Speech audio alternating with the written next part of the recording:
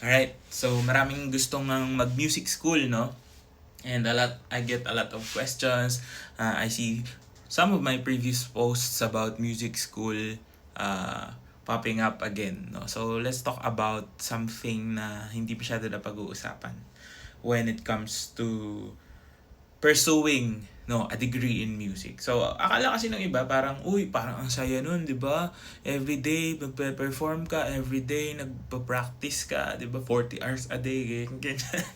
Di ba? So, yeah, nagiging masaya naman siya, but it comes with a lot of sacrifices. So, before entering music school, especially kung hindi pa kayo accustomed or acclimated to the lifestyle of being a musician or a music student, watch this muna, okay? So, akala nga ng iba, masaya mag-music kasi puro tugtog lang daw yung gagawin, no? Ganyan, konting pasok sa Gen Eds, no? College, tapos lahat tugtog na. Pero, in reality, it takes a lot of sacrificing, no?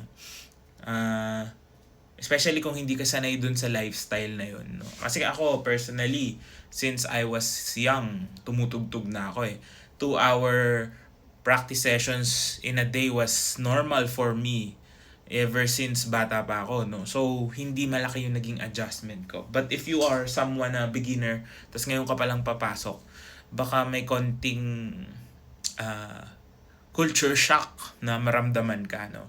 So, it really requires a lot of sacrifices. Ano bang klaseng mga sakripisyo? Isipin mo, estudyante ko pa lang, dami mo na sakripisyo. Pero totoo, di ba? Most music schools kasi, di ba? Sa traditional college setting, parang normal yung 30 units, ganyan, yung pinapasok mo, 27, ganyan. Sa mga traditional music schools, no, conservatories, usually, magugulat ka, ang loading lang ng mga students would be 24, 21 units, mataas na nga yung 27, no?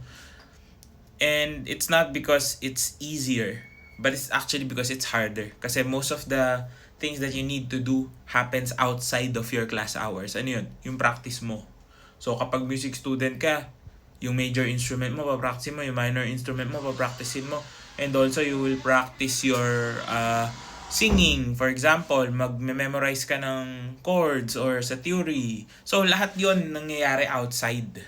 Yung classes mo is just more like, for example, yung sight singing or solfeggio.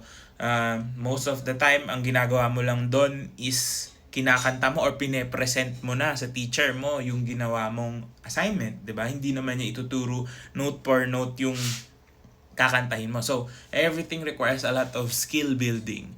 And building skills, as we've said, requires a lot of time and effort.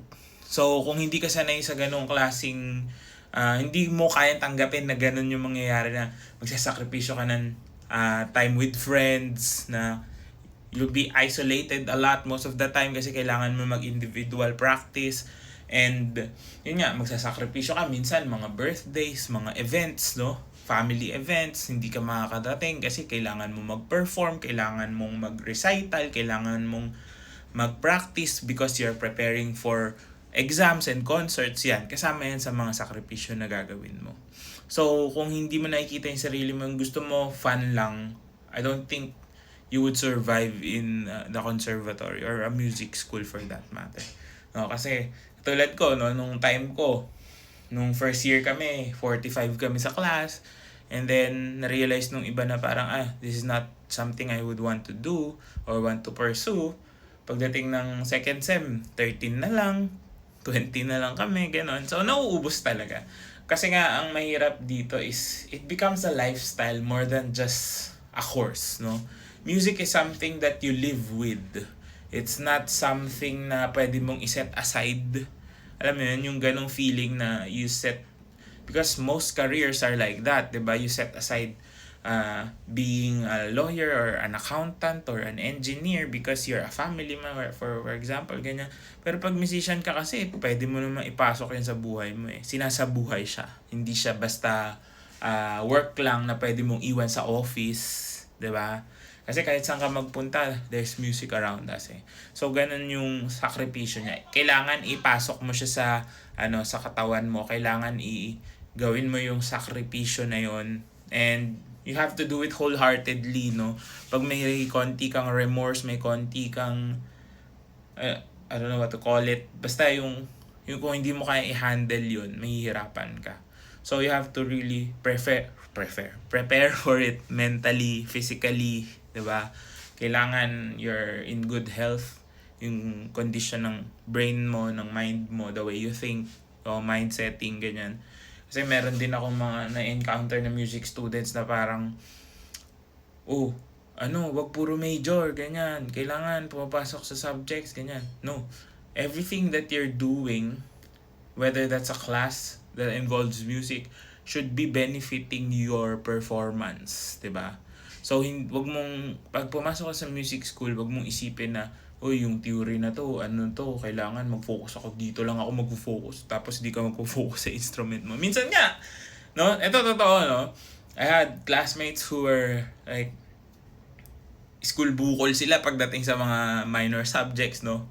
Pagpapalit pa nila yung oras nila sa pagpasok sa klase, nagkakating klase sila para makapag-practice, no? Although pumapasa naman kasi kaya naman eh. Pero, there's a lot of sacrifices that you will need to make in order for you to be the best version of yourself. This is not about competition, it's always about being the best version of yourself. And mararating mo yun. Wala akong nakita naging successful na musician na parang may mga bagay sila they had to set aside, no? Yung pagsuscroll mo dyan sa cellphone mo, babawasan mo. Paglalaro mo, babawasan mo. Or, you could create more time in the day, sabi nga nila. Pwede mo naman din gawin yun. That's why people can practice 40 hours a day, diba? So, paano yun? Diba? Kailangan habang naglalakad ka, yung mindset mo nandun pa rin sa pagpapractice. Nagko-commute ka papunta sa school or papunta sa bahay, nandun pa rin yung isip mo. You can create time out of nothingness eh. Parang ganun yung dating, diba? So, if you are willing and able to do that sacrifice, siguro pwede sa'yo. Pang music school yung pwede mong trajectory. But again, kung gusto mo kanta-kanta lang, tugtog-tugtog lang, jamming lang, baka mahirapan ka mag-adjust, no? But of course, minsan yung willingness natin, yung dahil gustong-gusto ko mag-music, 'di ba? Gagawa natin ng paraan yan. Lahat naman ng bagay may solusyon or may paraan. There's always ways to do anything you want. Mahahanapan mo ng solusyon yan. But again, if you are going into music school thinking na it's all fun and games and wala kang ma-experience na struggle, you have to set your mind up right ngayon pa lang bago ka pa pumasok kasi mas sayang lang yung oras mo kung ganun yung pag-iisip mo, no? Of course, it's a noble endeavor, 'di ba? Being a musician is really about connecting with people and touching people's lives through sound, 'di ba? Yun yung goal natin as musicians.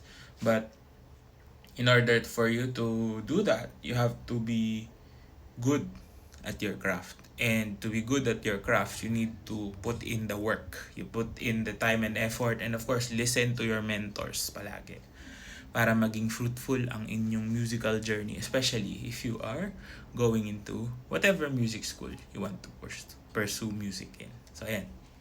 Sana nakatulong to for making your decisions, and good luck sa inyo.